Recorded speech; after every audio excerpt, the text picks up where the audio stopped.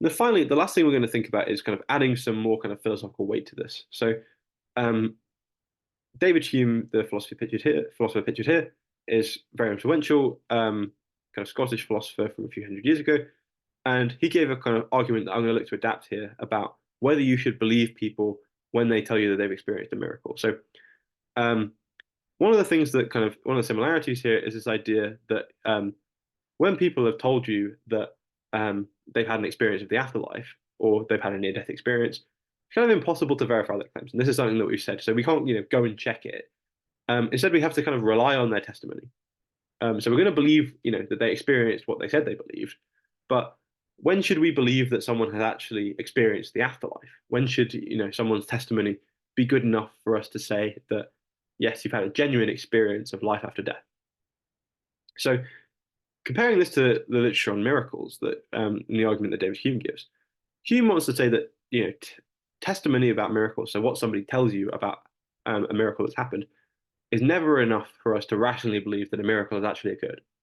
So Hume defines miracles as, quote, violations of the law of nature. So there's the law of nature, which tells you, predictable rules about how the world works, and miracles are something that's happened that's broken those rules.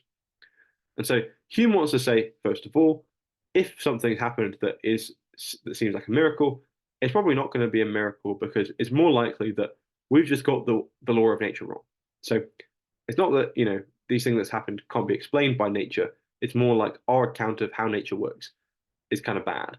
And so there's no real miracles.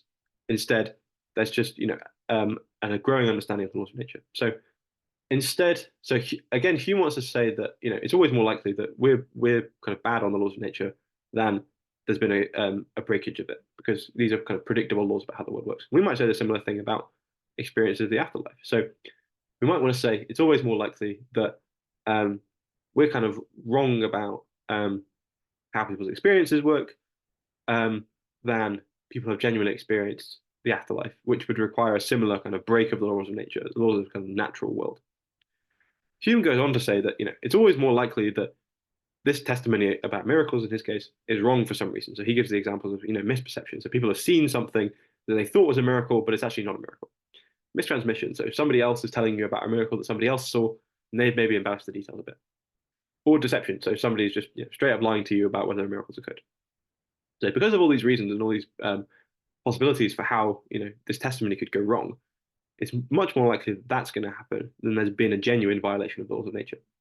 We might want to say that there's a kind of similar argument that we can run here. So it's always more likely that I can give you some other explanation for the experience that you've had than that it was genuinely caused by you experiencing life after death. So that just seems so unlikely, so kind of out of touch with the laws of nature that we have. And this is something we'll touch on in later lectures. But if this is so conflicting with naturalism, I should always rationally believe that there's some other explanation that I can give, even if I don't know what it is.